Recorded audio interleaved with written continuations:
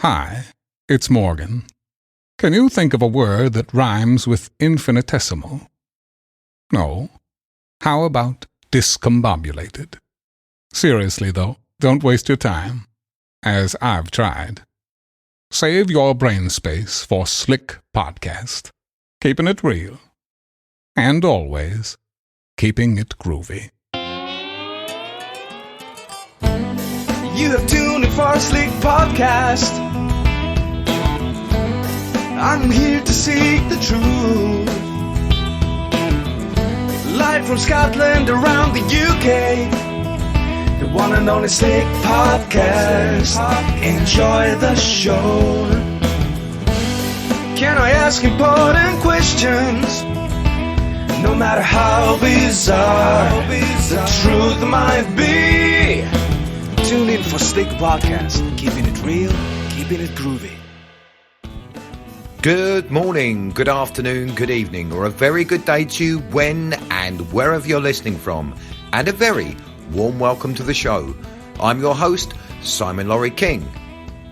Coming up on today's show, my guest is Dr. Piero Calvi Parisetti, a medical doctor, originally specialising in public health and disaster management. At the beginning of his career, employed by the International Red Cross and the United Nations, he worked in the management of large-scale humanitarian aid operations in Africa, Asia and the former Soviet Union. At the end of the year 2000, he moved from field operations to the classroom, taking up a late academic career until 2015. He has been Professor of Emergencies and Humanitarian Action at the Institute for International Political Studies of Milan University, and a visiting professor at several other universities in Italy, Switzerland and the UK. In 2004, a simple anecdote narrated by his wife triggered an intellectual interest at first, and then a true scholarly passion for psychical research, especially for the study of scientific evidence pointing to the survival of human personality of bodily death. By digesting some 30,000 pages of literature, attending international conferences and study days, interviewing the researchers and even training personally with one of his intellectual heroes, Dr. Raymond Moody, the first physician to write about near-death experiences in 1975, Dr. Parisetti became convinced that mind and consciousness cannot be reduced to activity of the brain, and, in a way which we do not understand, they survive the death of the body. In 2008, he published his first book, 21 Days into the Afterlife, hailed by the New York Times best-selling author Michael Prescott as the best introduction I have seen to the survival hypothesis. The book received very complimentary reviews by specialists and lay public alike, was translated into 6 languages, and went on to become a little internet publishing success. His other books are Adventures in Psychical Research and Apparitions, Proof of Survival and Stepping into the Light, published in 2021 and directed specifically to those in fear of death. As a medical doctor and a former humanitarian, however, Dr. Parisetti's main drive and motivation in life is to be of help to others. After 2010, therefore, his interest gradually shifted towards applied psychical research. That is the practical application of the research findings, in particular for the benefit of the bereaved and the dying. He formerly trained as a cognitive behavioural psychotherapist and developed an original counselling approach directed to those who suffer because of the loss of a loved one. This approach aims to help the bereaved and the dying, developing a rational belief in life after life, a belief based on reason, built upon the critical evaluation of evidence rather than faith. In 2012, he produced a self-help workbook with an accompanying 8-hour video course based on this approach and donated it to the Forever Family Foundation, a non-religious, non-for-profit organisation of over 12,000 members worldwide, which is dedicated to furthering the knowledge of afterlife science among the bereaved. Dr. Parisetti is a member of the Society for Psychical Research and of the International Association for Near-Death Studies, 2 professional scientific research organisations. He sits on the Scientific Advisory Board of the Forever Family Foundation. So without further delay, it's my absolute pleasure to welcome Dr. Parisetti to the show. Thank you, Simon. It's such a pleasure and a honor being here with you. Let's get the ball rolling on this one. To my understanding, it can take up to 10 years to train as a general practitioner of Western allopathic medicine. And as a doctor of 35 years so far, it will be fair to say you have certainly been on the front line. You have worked for the Red Cross and the United Nations in the management of large-scale humanitarian aid operations in Africa, Asia, and the former Soviet Union. Your expertise and compassion in this particular field led you to a career development as a professor of emergencies and humanitarian aid action in Milan, as well as a visiting professor in other seats of learning in Italy, Switzerland, and the UK. Dr. Parisetti, after such a career of academic achievement and intense human experience, what was it that made you initially question what lays behind, as I would put it, the great veil, and makes you, as you are today, one of the leading researchers into, as you put it, life after life? This is a very interesting question, and it has hopefully an interesting answer because it's a very personal answer, Simon. Let me make a little forward before we get into my anecdote and story. You call me a researcher. I'm not sure I would call myself a researcher. In my book, a researcher is somebody who produces original material. I do not. I don't work in a lab. I don't go out investigating cases or mediums or other things. Mine is the attitude of a scholar. In this incarnation of mine, apparently I am made for studying, learning, understanding, and sharing what I have learned. I adored my 17 years as a university lecturer, and I still love very much to share what I know. Then we will come later on to perhaps to what I do with this afterlife science and all that. So I do not produce original material, but I digest a lot of what exists, reorganize it, and make it available as perhaps an educator, somebody who likes to share what he knows. Now, what happened? And you're quite correct in pointing out that essentially I am the product of a system, the Western scientific and medical system in general, the educational system, is a system that is founded on the assumption that anything that can possibly exist is matter. If you cannot touch it, if you cannot measure it with instruments, it simply does not exist. And I must admit that for many years, I was perfectly comfortable with that. I did my university studies, then I took a master's degree in public health, and all that is very materialist, very, as I say, all that exists is matter. And therefore, inevitably, you have a certain contempt for religions and religious people, and let alone for anything so-called paranormal and mediums. Woo, woo, woo, woo. That's, as I say, is an attitude that I non-critically taken for most of my life, up until, I reckon, about 2006. At the time, I was 46 years old, and I was living in Geneva, in Switzerland. And one day, around the table in the kitchen, my wife, who's from Glasgow herself, told me a little anecdote, something that happened to her when she was a late adolescent and she was about to leave the parents' house in Glasgow. And that's a small thing. It's a spooky story. It's a wrapping story over a period of a few weeks or a couple of months that came to a very intriguing end. And to tell you the truth, Simon, if you yourself or anybody else had told me that story, I would have said, oh, how nice, how interesting, and moved on to something else. But, my wife's the person I know best and inevitably I trust most. And I could tell that even after all these years, she was still perturbed by that wrapping story and everything. And so, with the stiff upper lip attitude I had then, I said, let me see if anything serious has been written about all this nonsense, I would have said. And well, soon enough, as soon as I started searching, I stumbled upon the 575 pages of a book written by a very highly credentialed academic psychologist, a member of the Royal Society, for God's sake. And the title, and the book is called, Is There an Afterlife? A Review of the Evidence.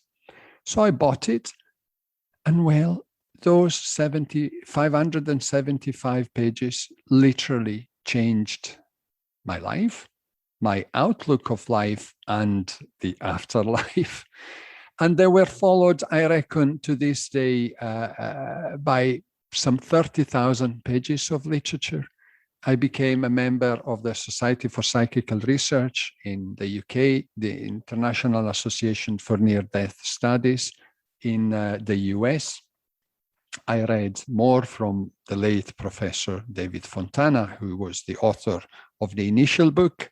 And I even ended up training personally with one of my intellectual heroes, Dr. Raymond Moody in the US. And maybe some of your listeners will remember Dr. Moody as the first one who really go public with research on near-death experiences. And we're talking of the early 70s.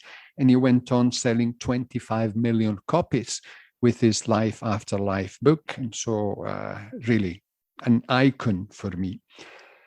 And so, and I apologize for the length of my answer. I'm coming to a conclusion here. After this lengthy process started in 2006, and it's not a linear process. It's not just in one direction, because, the old doubts, the old skepticism, the old, how could I say, imprinting of the materialist paradigm still comes back to haunt me. But at the end of the day, after having looked at these masses of evidence from about a dozen different areas of investigation, I came to the conclusion that, number one, mind is closely related to what we call mind. So our personality, our thoughts, our memories, our affections, our feelings, is closely related to the electrochemical activity of the brain, but is more than that. And the results of 100 years of parapsychology research leave us with no doubts about that. There's a close relationship, but the mind cannot be reduced to the activity of the brain. It's more than that. And then, even more unbelievably, for me, for the old me, in a way in which we do not understand, anybody who's looked at the evidence with the care it deserves and has no bias, anybody who's intellectually honest, is forced to recognize that in a way which we do not understand, human personality survives physical death. There's no two ways about that. So today I am a believer, but I am a rationalist believer. I don't believe because, I had an experience, or I trust somebody else's experience, or I had a religious conversion. No, as I said, my way in this incarnation is a way of learning, of critically evaluating evidence and information. And based on this evidence and information, today I have a rational belief in life after life. Again, apologize for the very long answer, but I hope I got your point. Yes, nothing to apologize about, my dear doctor, because I wouldn't have wanted that any shorter, because you'd have left out the journey which led to this point. So nothing to apologize about. Could you briefly explain psychical research, if you could pronounce that as well for me, what it means and how this term applies to your ongoing work, or how you would reach conclusions using this? Yes, this is I find it a little sad in a way that the term psychical research has gone completely out of fashion. Nobody speaks about it anymore. There's the Society for Psychical Research in the UK. It's a very learned society, if I may say so, with some heavy hitters in academic and intellectual terms, but that's about it. The term has essentially gone out of fashion entirely. And the meaning of the term psychical research is very simple. It's the combination of what today we call parapsychology, that is the study of unusual human faculties. The faculties, for instance, that allow humans to communicate mind to mind, where and when all communication, all known communication channels are closed, and we call that telepathy. Faculties that allow humans to sense the future, very well demonstrated that we have precognitive abilities. We can see at the distance, clairvoyance. This is remote viewing, which again has been demonstrated beyond any reasonable doubts, etc. Psychokinesis, that's another faculty that is the influence of mind and thoughts and intention on both inanimate matters and living matter. All that we call parapsychology. And it's still being studied by a number of universities around the world, thank God. If you take that and you combine it with the study of evidence for survival, as I say, the about 12 areas, different areas of investigation that study the evidence, and perhaps we will come in a moment later on to what I call evidence and what I consider evidence anyhow. The study of such evidence for survival combined with the study of unusual or as yet unexplained human potentials, that's psychical research. Now, my particular area of specialty and expertise, if you want, is applied psychical research.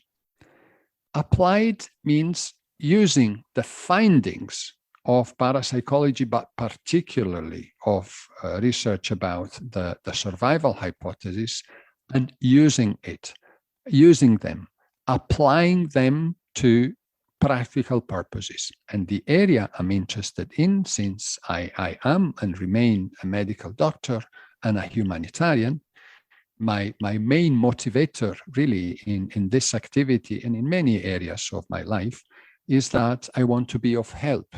I want to do what I can to reduce other people's suffering. So earlier on in my studies, I did realize that what I was learning about survival, about the fact that essentially there is no death as we commonly understand it, this is a very powerful message that can have a very powerful impact on two categories of people. Number one, those who are in pain over the loss of a loved one. And number two, those who are in fear of death, either their own or a loved one's. So what we learn about survival can change lives. Let me give you a very specific example, and then briefly I will tell you what I tried to do myself with all that. We know from now nearly 50 years of research that people who have had a near-death experience undergo constantly and predictably a series of psychological and behavioral changes. And all of these are very positive. People become less materialistic, less interested in possessions and material achievements, and more interested in not necessarily spiritual pursuits, but knowledge for its own sake. They become more altruistic, more compassionate, and there's really as I say, a raft of these changes, quite a set of these changes. And one change, which is quite remarkable, is that for these people, the fear of death has disappeared entirely, completely. These people have been on the other side. They have had a first-person experience of what we call the spirit world. They had a peek into that non-material dimension. They come back. They know what awaits them. And so their fear of death is demolished entirely and for the duration of their life. And this is very desirable. Now, Dr. Kenneth Ring, who is one of the foremost researchers on NDE, showed already more than 20 years ago that many of these very desirable changes show up in people who did not have a near-death experience, but simply read about it and learned about it. The more people read and learn about near-death experiences, the more these desirable psychological changes occur. Isn't this fascinating? We call it bibliotherapy in psychotherapy. It's marvelous. So this demonstrates that knowledge that there is an afterlife, knowledge and critical evaluation of the evidence pointing to survival, what I call essentially, again, a rational belief in life after life, can have a very beneficial effect on people who have lost a loved one or who are facing death. And so far, up to this wretched crisis that has touched us all about a year and a half ago, my efforts in this field of applied psychical research were primarily directed at bereaved people. I've written books which I am told are very helpful for people who lost a loved one. And then I put about 2,000 hours into producing a video course presenting the evidence for life after life as I would have done in my university classroom, systematically going through the various areas of evidence, looking at possible alternative explanations, seeing that none of these explanations can account for the facts, and concluding that essentially, yes, we do. All the evidence we have available points to this mysterious, as yet not understood fact that we do seem to survive physical death. And together with the video course, I've written a self-help manual that it references the video lessons and everything, and it's based on cognitive behavior therapy. My idea, very briefly, because I really don't want to overwhelm your listeners with too much details, but too many details.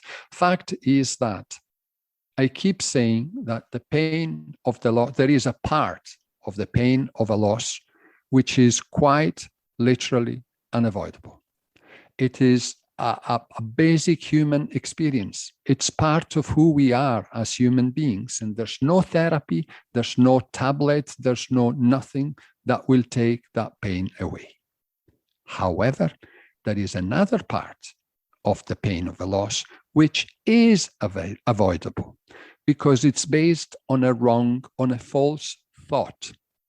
If you think that your loved one who's dead has disappeared into a black nothingness, has simply ceased to exist, that thought is very painful, and that pain is unnecessary because that thought is not true. A truer, a more realistic thought is that, yes, my loved one is not physically around me anymore, but he or she has gone on living in a non-material dimension we call the spirit world or the afterlife. He or she is still there. And in fact, evidence tells us that he or she is still pretty much part and aware of our material lives. This is a more realistic thought because that reflects evidence, and that can have a very positive psychological effect. People feel better. That is essentially what I have done so far. My video course and the self-help manual aim to build a rational belief in life after life so that people are relieved a little bit in their grief. And I have donated this work. I'm not making any money out of it. I have donated it to the Forever Family Foundation, which is a US-based but highly international, non-religious organization, entirely volunteer-based, who's with now, well over 12,000 members worldwide. And the aim of the foundation is simply to inform about afterlife science for the benefit of bereaved people, to promote the knowledge of afterlife science, particularly for people who have lost children, but not only. So that is what I've done up to a year and a half ago. And then, and with this I conclude, I decided to move into the other group, those who have questions or are outright in fear of death. And my latest book, which is called Step into the Light, is particularly devoted to them. And maybe we can talk about this a bit later. Over to you. That's very noble of you, producing this work and donating it. That's a very noble gesture, really. I feel quite humbled by that. Dr. Parisetti, we are all eager to learn about cases that you have studied and led to your conclusions as subsequent publications on this subject. Therefore, could you give us a couple of examples in your search of irrefutable evidence, such as NDE experience instances that you have found to be set in stone, as all facts of an irrefutable nature are? Thank you. Yes. It's not easy. Answering your question is not easy because you talk rightly about cases. But remember, I'm not, how could I say, a paranormal investigator. I look at the whole of the research. So a number of individual cases come to mind, but it would be very difficult to single out the most important ones. Remember, and this, I want to make this very strong, very, very clearly, sorry. That's the many sticks theory. If you have to cross a ditch, and I myself, as I said in the beginning, had a very big, deep, treacherous ditch to cross, you can use a single stick and try to balance yourself and go across. But, you know, that's difficult and the stick may break, and maybe you find a stick which is actually a pole, almost a trunk, and you may go across that, but it's just one. And that is what I would call one piece of evidence. There are, if I look at all the research and all the studies I looked at, there are some individual pieces of evidence which would be alone strong enough to cross that ditch and bring me or anybody to the other shore and actually surrendering to the fact that evidence shows us that we survive physical death. And then you add another stick and another one, and maybe you end up with 10. At that stage, you know, crossing the ditch is very easy. And all these sticks are different because these are pieces of evidence that come from very diverse areas of investigation. And then if you keep looking, you end up with maybe 1,000 or 2,000. You've got so many sticks that you can go across with a tank, with a lorry. So solid is the bridge that you have built. So there is what, quote unquote, proves, because proof is a difficult word. What I say, what supports my rational belief in life after life, is the coherent and consistent evidence we get from a number of different areas of investigation. It is the collective way of the evidence which makes it irrefutable. With a stretch of imagination, you might be able to refute some pieces, but you will never be capable of refuting en masse totally this huge amount of evidence. Remember, Victor Zammit, who's an Australian lawyer, did a very interesting study quite a few years ago. He himself looked at the evidence, and as an experienced lawyer, he technically evaluated whether this evidence would be enough to convince a jury. And his conclusion is unequivocal. The strength of the collective evidence would be more than enough to commit a person to death, to sentence a person to death in a court of justice. So that's the most important decision a jury could ever make about the life or death of an individual. And he says this, just a fraction of the evidence we have for the afterlife would be enough to sentence a person to death. So having said that it is the collective evidence, the collective way of the evidence which supports my belief in life after life, then if I have to single out, or at least to point to some, rather than individual cases, I would point to some of the strongest areas of investigation. I said there's about 12, and you mentioned NDEs, and near-death experiences are indeed, I wouldn't say the strongest, but certainly among the strongest. And it's, proof in the pudding is the fact that virtually every single researcher who's dedicated his or her own life to the study of NDEs, and we're talking of medical personnel, scientists, virtually everybody. I don't know of anybody in the NDE field who's not convinced that near-death experiences are, quote, strongly suggestive of life after life, end quote. This is the established position of the Dr. Pim van Lommels of the world. He's a cardiologist, there's Penny Sartori here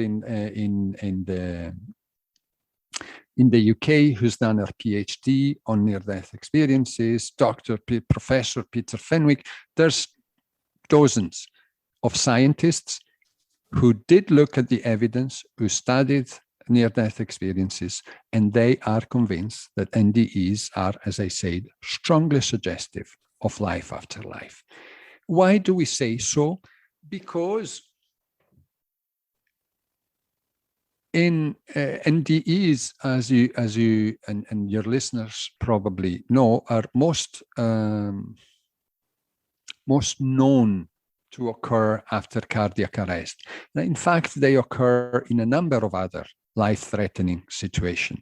But we know cardiac arrest best because we know exactly what happens to the brain after the heart stops pumping. Essentially, the brain shuts off. All the mechanisms which are commonly believed to support consciousness are out. I would very much like to get into technical details, but I cannot.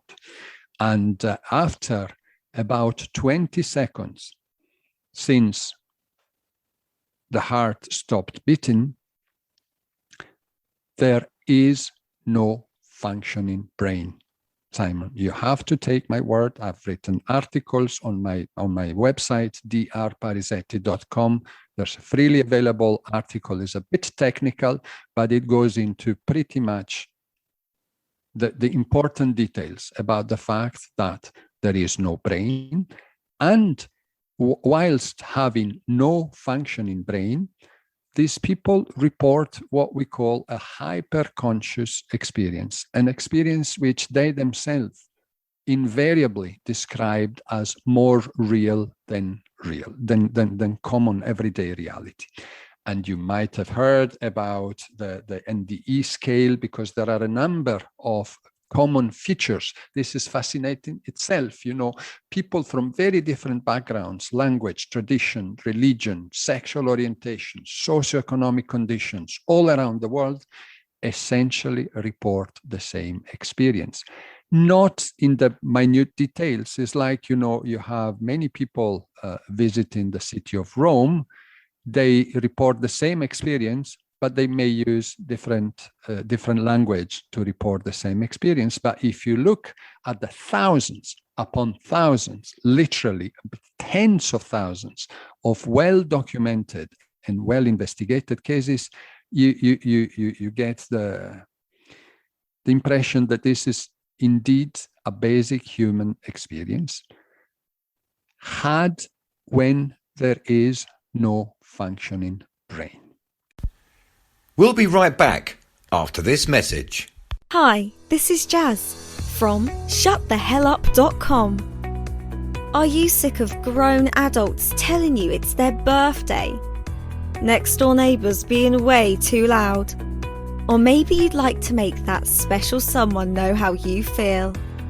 Shutthehellup.com has the answer to these and many other irritating situations that warrant our tailor-made and cutting-edge responses.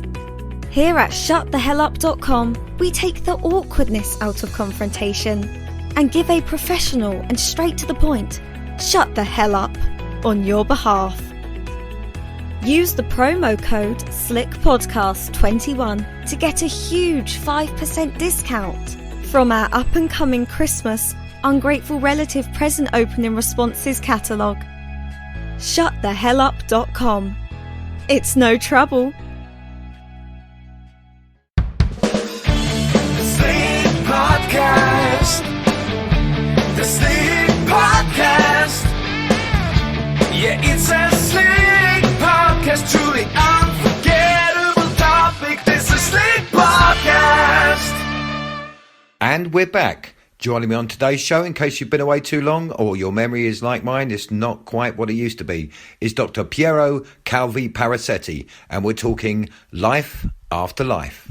Simon, which have been proposed as explanations by the materialists to try to explain away the NDEs, do not work.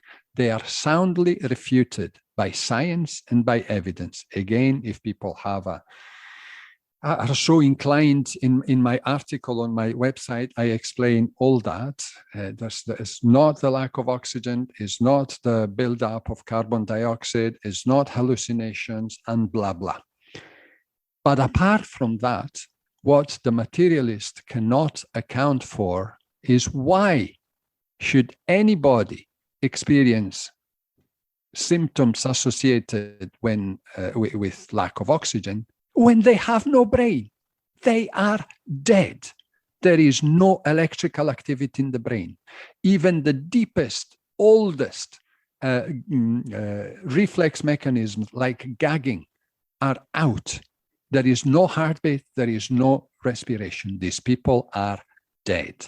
And yet they have this extraordinary experience, which they will recall in minute details 20, 25, 30 years after this has happened, an experience which changes them forever, as we said, psychologically and behaviorally, and even more astonishingly, an experience in which they seem to be able to, whilst they have no brain, they are conscious of events as if they were seeing and witnessing these events from outside their bodies. And this also has been investigated in quite some depth, and there's no two ways about that.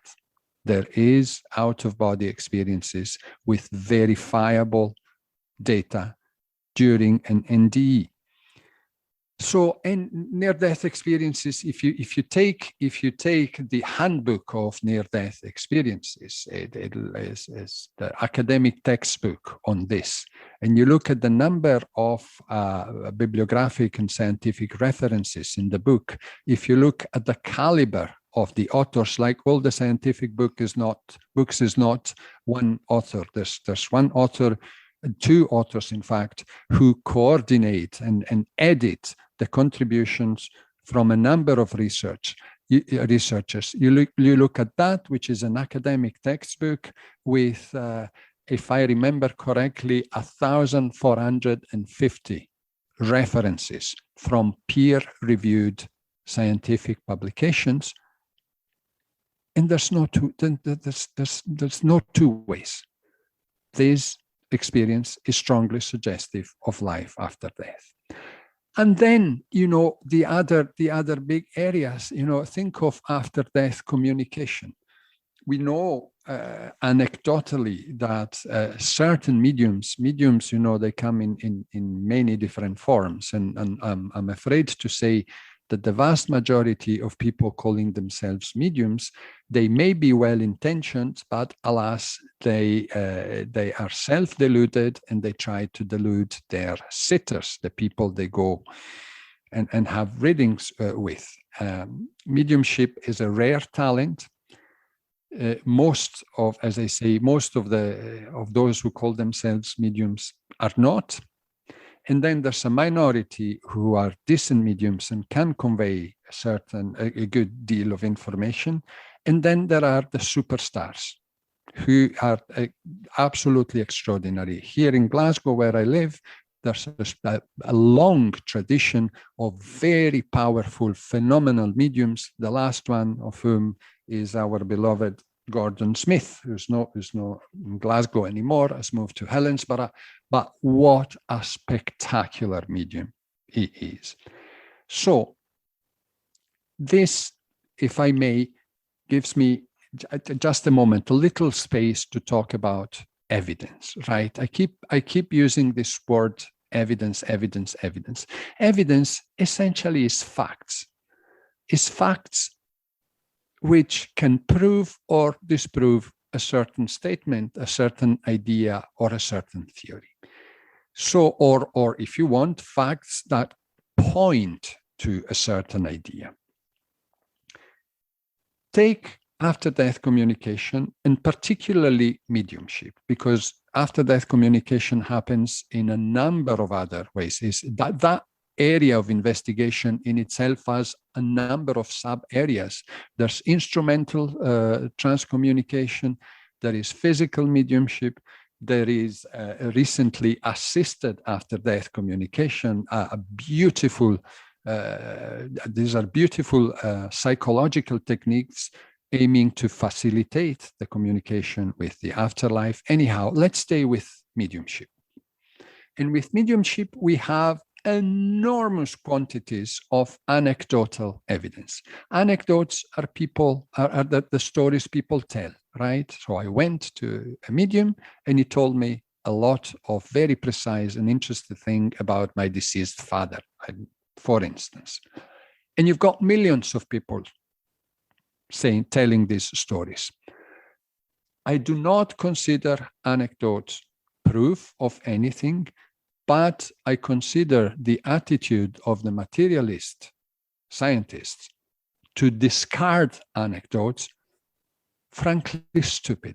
It's a methodological and philosophical mistake, very severe mistake, very grave mistake, which has been pointed out by people much more learned and important than me. And yet it is a mistake, and yet it's done all the time. They say the plural of anecdotes is no data. It bloody well is, excuse my French. If you have thousands, hundreds of thousands, millions of people reporting essentially the same experience, i.e., I went to a medium and the medium told me incredible things, you are obliged to take that as data. It's no proof, but it's a very, very important pointer and stimulus to go on to the second level. And second level is investigations. In the case of mediumship, you want to make sure that the medium, who is said to be able to tell very precise, very detailed things and provide good information about what we call a discarnate, that is, a person who once lived on earth and now goes on living in what we call the spirit world, we want to make sure that that medium has no access to the normal sources of information about the dead person. And there are a number of techniques to do that. And that is what I call investigation. You look at the phenomenon where and when it happens, and there you apply as many controls as feasible to eliminate all the possible sources of information. So you conclude your investigation saying, well, it really looks like this medium is capable of providing information when he or she knows nothing about either the deceased person or the sitter, the person who goes to consult the medium. That is confirmation, but is not yet proof. You have the anecdotes, then you investigate what the anecdotes seem to say, and you have a confirmation, and then you move on to the next and final step, which is laboratory research. Pure and simple scientific method. In the lab, you have control over all the parameters. There's no discussion about leakage of information or anything. And imagine mediumship research is now currently done with a protocol which we call quintuple blind. There are 5 levels of separation between the sitter, the person who wants to have a reading with the medium, and the medium providing the information. So nobody knows anything about anything. That quite well describes the protocol that's used. And we have, to my knowledge, in the last 15 years, as many as 12 replications of laboratory studies involving research mediums. And the conclusion is that research mediums are capable of providing specific and accurate information about a discarnate person they knew nothing about. And when you have 12 replications done by different laboratories in different universities in the world, well, according to science, that effect is proven. I don't like to use the word proof because that triggers all sorts of, panic in the skeptics and everything. Let's call it phenomenally strong evidence. You have the anecdotes, you investigate the anecdotes, and they're still confirmed. Then you take that to the lab, and it's still confirmed. And this is one of 12 different areas of investigation, Simon.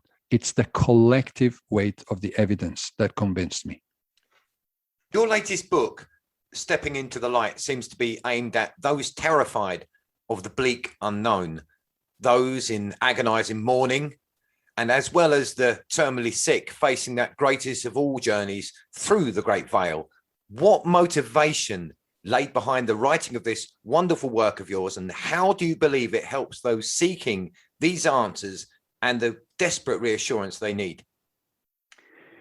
How interesting. This, I would like, if I may, to take a very short and very personal detour, Simon, because by all means, like for many other people in the UK and around the world, the pandemic and the restrictions we were under took a big toll on me, and I had a deep personal crisis. I make no mysteries, because it's stupid to hide these things. I went through almost a severe bout of depression with severe anxiety, and I'm glad of two things: that despite this quite deep personal crisis, I managed to research and write an entirely new book, which is good for, it's a little satisfaction. And also that I'm largely out of it now. After 15 months, in the last couple of months, there's been a marked improvement, and certainly what I would call essentially a return to normality. as part, and I mentioned this because as part of the reflection and the psychotherapy I've had to come out of this, I questioned some of the very core aspects about myself and my personality and my life. And one important question I wanted to answer, and I did answer, is what do I exist for? What do I, as Piero, really exist for at the end of the day? And it is my conviction that I came to this world to prevent others from suffering. I'm not omnipotent. I cannot save the world, but perhaps I can do what I can do and touch a few people. That's what I've done as a GP to begin with, then as a humanitarian, and then I tried to change lives by sharing what I know in my university classroom. And here I am again, as I said before, with my applied psychical research. I discovered this incredible intellectual passion, which is psychical research, and immediately, automatically, without having to think, I thought of using that. I thought of using what I was learning to prevent other people from suffering. And as I said, my efforts were mostly, almost exclusively directed to bereaved people to begin with. And with this new book, I turned my gaze towards this other category, which I think includes most of us, because it's very difficult to find a person who's comfortable with the idea of death. Even strongly, deeply religious people, when you probe deep enough, I think they have their own issues, let alone people who, God forbid, have had an incurable disease diagnosis, either themselves or the people around them. Very, very difficult situations, right? And I know, and I am convinced, and actually to the point of knowing, that a rational belief in life after life can be extraordinarily helpful. Here is exactly the same scenario as for the pain of the loss. There's a part of the pain of a terminal cancer, for instance, which is unavoidable. We have to go through that because we're humans. That's who we are. That's what we are. And I cannot take that away. Nobody can take that away. However, there's another part of the pain and the fear that can be transformed, can be taken away if you or the person who goes through this experience understands through the study of facts, through the study and critical evaluation. I don't ask anybody to take my words or the research words as a matter of faith. Study, think, reflect. And it's through this process of becoming convinced that the fear of death in this particular case can be transformed. And I'm also, without false modesty, I'm quite pleased because I had an idea, and the idea seemed to work. That is, instead of regurgitating again the evidence for life after life, which I presented in my previous books and in the video course, and there would have been nothing new, I thought of trying to draw a map, a Lonely Planet guide to the afterlife, which ended up being a Lonely Planet guide to life with a capital L, because it turns out that life is a very grand scheme, which includes, earthly incarnations or material incarnations, and followed by sojourns or cycles at the various levels of what we call the spirit world.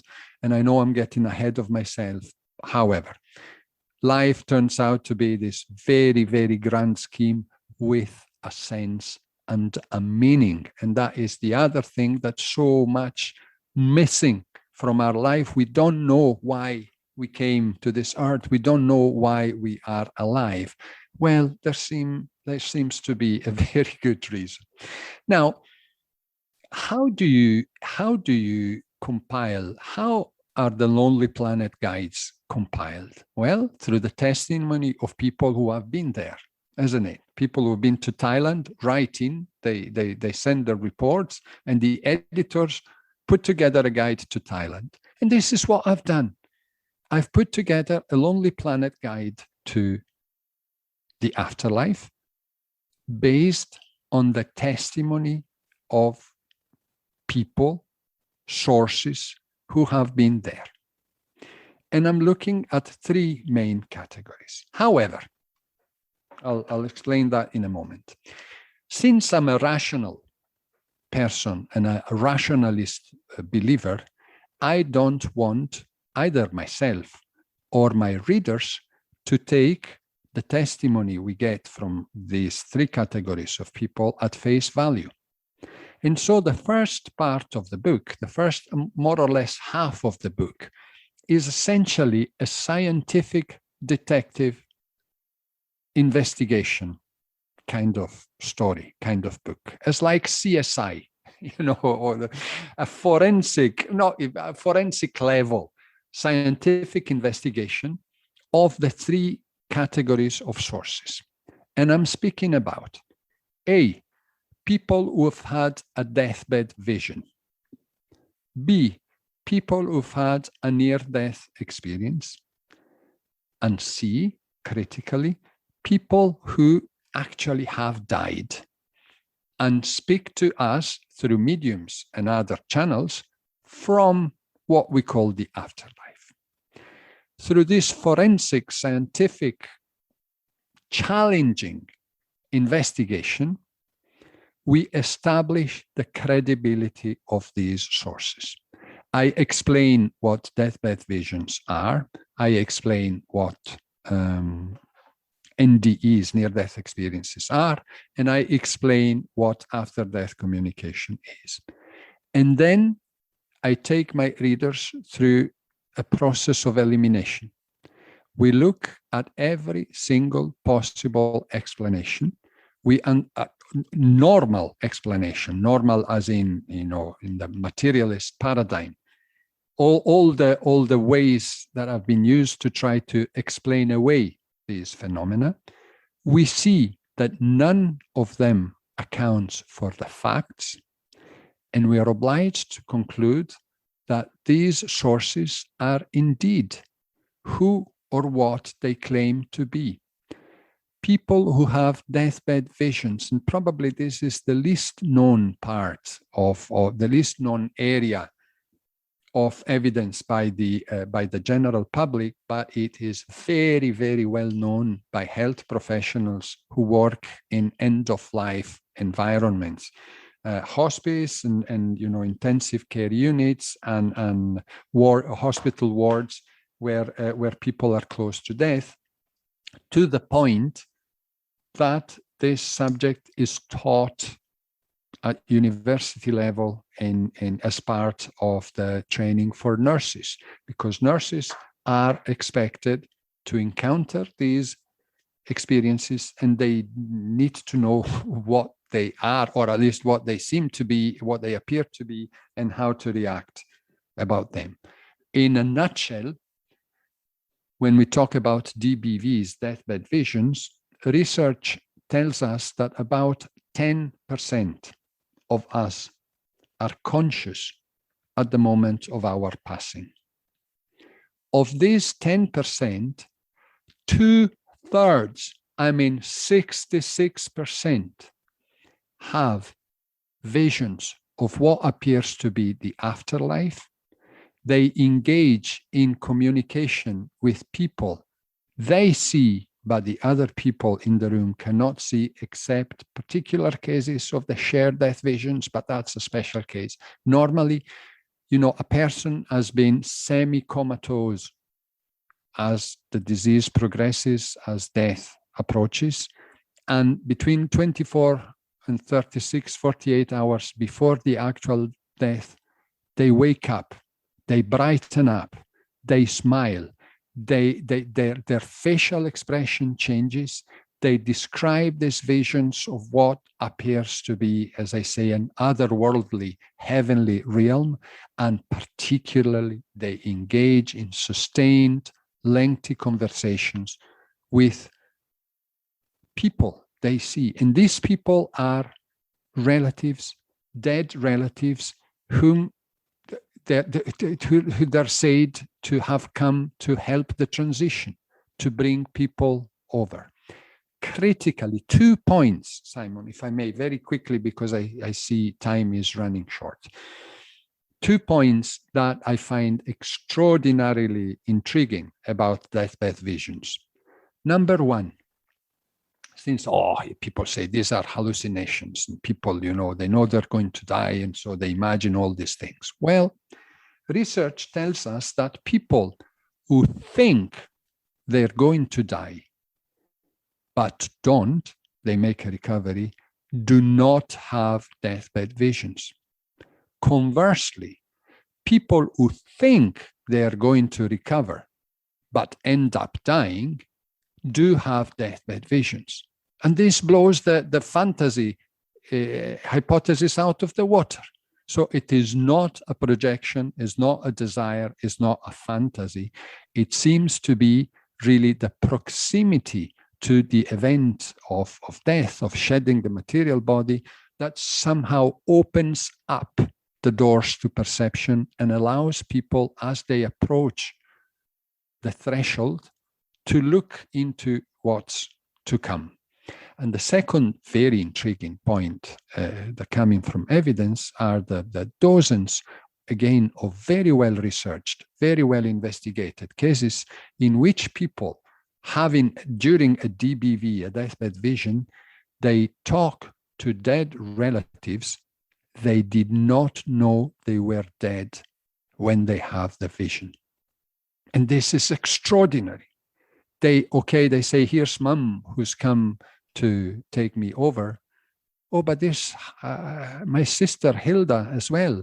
And they speak with Sister Hilda, and they didn't know that Hilda had died because the news were kept from them, not to worsen their situation. So very, very interesting cases. And the numbers are phenomenal.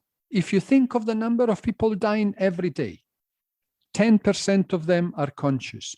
And 2/3 of these have deathbed visions. This is extraordinary. So we established the credibility of DBVs. And their testimony.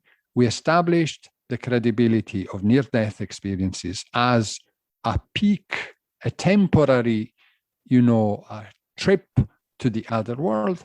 And then we established the credibility of the after-death communication and the spirit communicators. Once we've done that, we look at what these three sources, again, consistently and coherently tell us. The picture that emerges is consistent. They all say essentially the same things. And I researched in depth. I think there's maybe 300, 350 individual quotes from people in these three categories.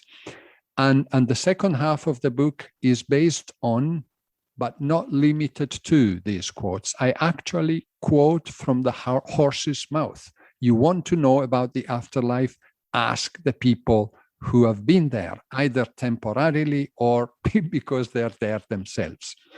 And so in a series of chapters, we describe the process of dying, what happens just before, and it's the very comforting fact that deathbed visions tell us that we do not die alone. And that's another big fear for people.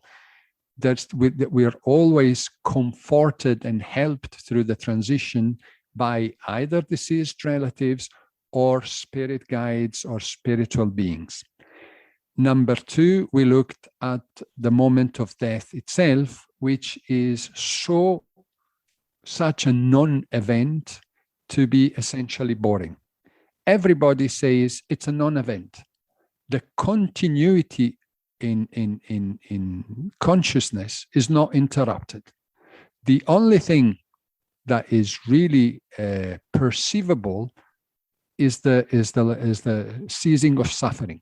If a person was in physical pain because of the disease, all of a sudden that goes away. And people are surprised. They say, how come I was in agony a moment ago and now I'm perfectly fine, but I'm still myself. And so there is no interruption in the flow of experience, and this is extraordinary. And then we look at the early stages of the afterlife. And here again, time does not allow me to go into any depth. And then we look at the life review, which is consistently described as a phase, both for near-death experiences and for people who actually die. And then the natural, organic soaring towards higher and higher levels of the spirit world. It's very complex, but it's super fascinating and very, how could I say, almost attractive, because all in all, dying, it really appears to be a good experience. And then finally, we look at reincarnation and the fact that we are told, having reached a certain level of, non-materiality, because the heaven, if you want to call it like that, of the afterlife or the spirit world is organized in different levels, gradually less material, increasingly spiritual, increasingly ethereal, more consciousness and less matter in a way. And at some stage, people, souls, if you want to call whatever, I mean, soul is a very religious term, but if you want to give a name to what exists during material life and during non-material life, and it's essentially the same thing, we call it soul. It's a shorthand that's perfectly acceptable for me.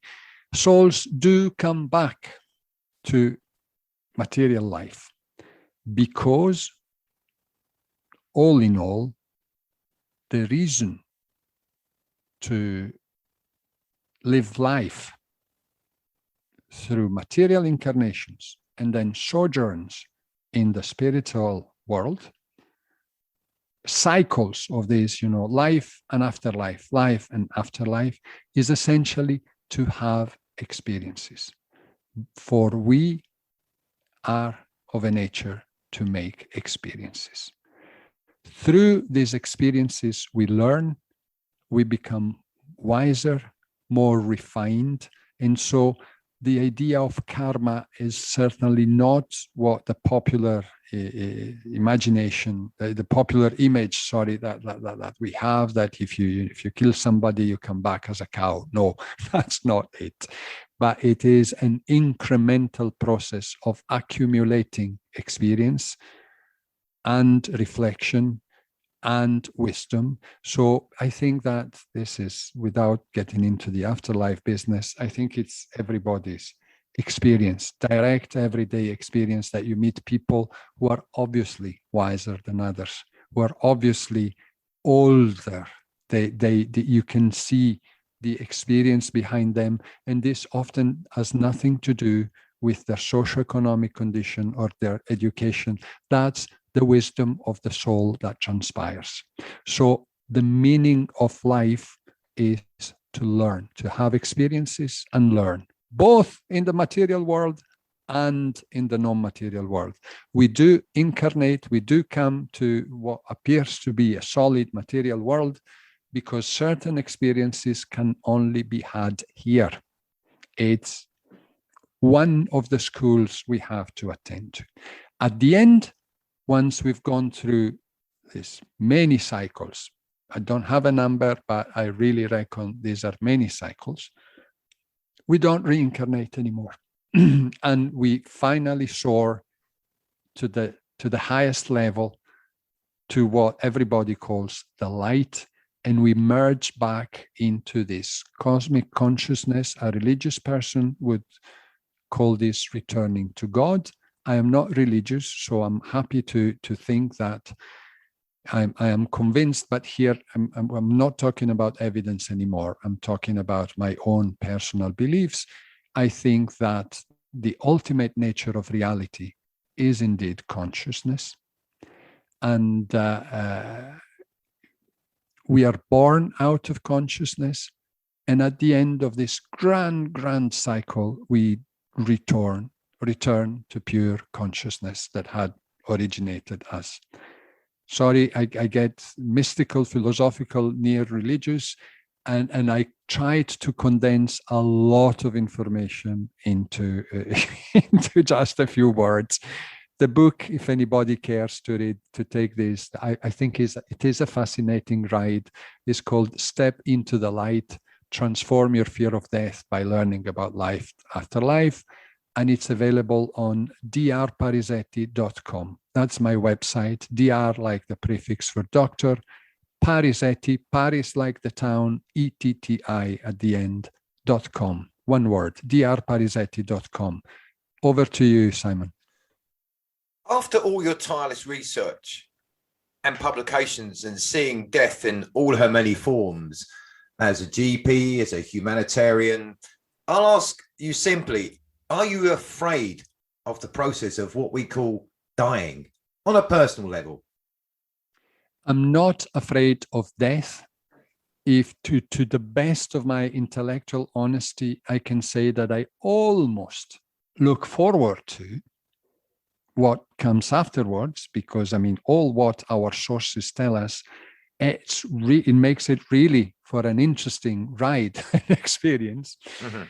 I am, at the same time, I am fearful, scared of growing old, because that has to do with my, baseline anxiety. I have to feel that I can move, that I can do things, and the idea of increasing limitations in what I can do in the material life does scare me. That is, I'm honest on both accounts.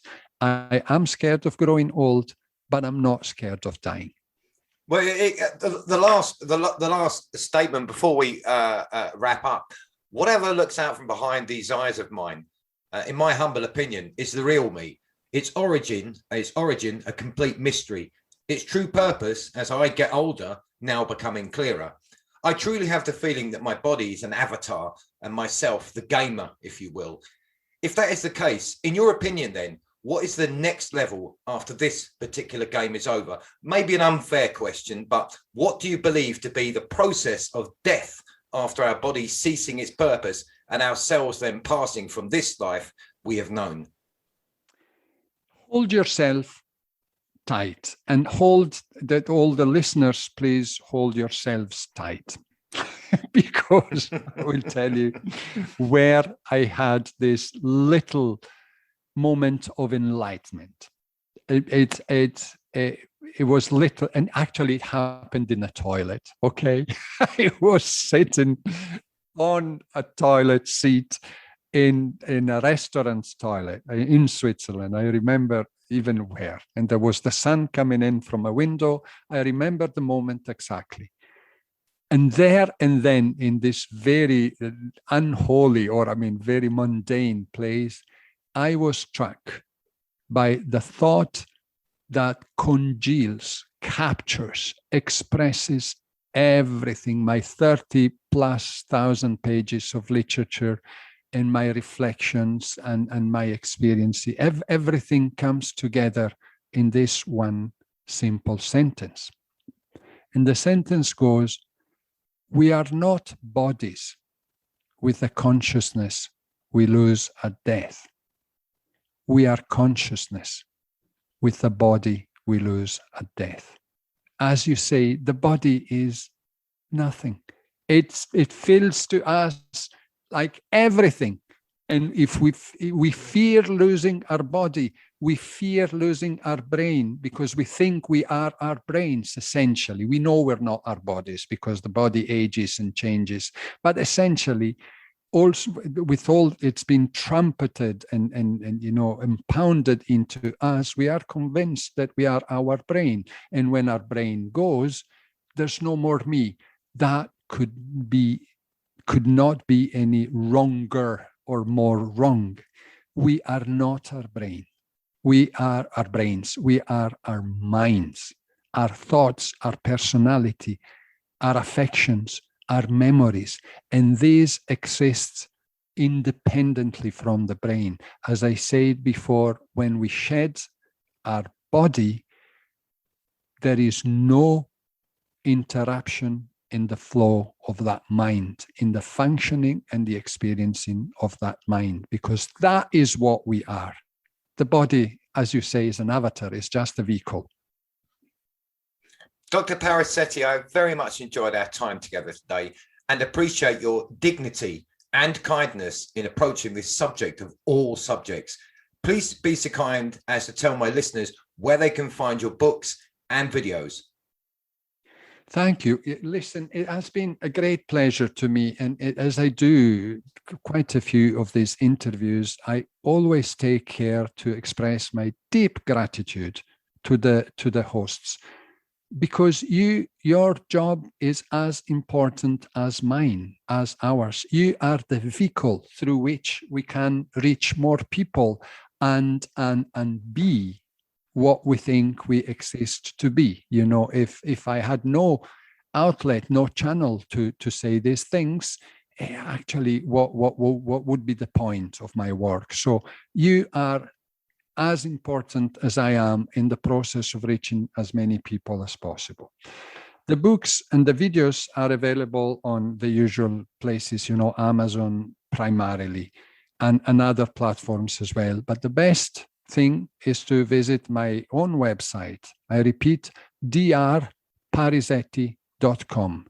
Dr like the prefix for doctor, Paris like the town, and then you add ETTI at the end. One word, drparisetti.com.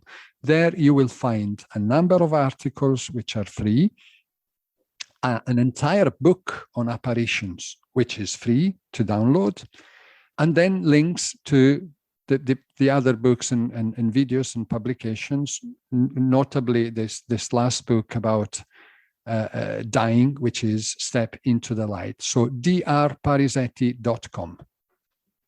Again, my thanks to you for your time today, Doctor, and I hope you'd maybe consider coming back to the show sometime to keep us updated on any future books or projects you may have. Absolutely. It will be my great pleasure. You've been a very gracious and very enabling host, Simon, and I thank you from my heart. Dr. Parisetti, thank you. Thank you. And that was the Dr. Piero Calvi Parisetti interview. Death is definitely a topic of fear, and as such, it's the great unknown that eludes us all. Inevitable though it be, it's a topic that cannot be boxed and explained by science, as those, or some, have reported to have experienced it, or either ridiculed, or some just don't return from that place. As the years of my life tick by, on the hourglass of my own mortality, I sometimes reflect upon this subject, not in a morbid, fearful way, well, not always, but with a wonder and patient reassurance that this current existence is, as far as I'm concerned, one step of learning in the greater scheme of things, and therefore shouldn't be viewed any differently from birth. You can find Dr. Parisetti's books on Amazon or go straight to his website, www.drparisetti.com. I really enjoyed the time Dr. Parisetti gave us today and found his explanations of the subject matter fascinating, truly fascinating. And I would have liked to have had more time with the good doctor, as I had so many questions I would have wanted to ask him. But he is a very busy man and his time very, very limited for interviews. In the future, I will invite him back to the show and get a little more in depth about cases of those individuals returning from their experience of near-death, NDEs.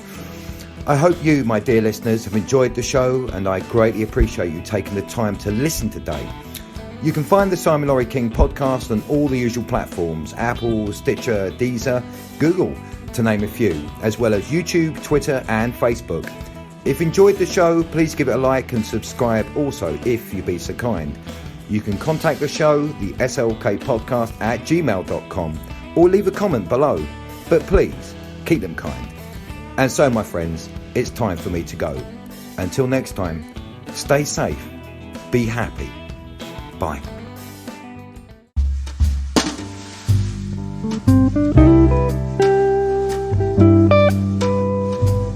Slick Podcast. Keeping it real and always keeping it groovy.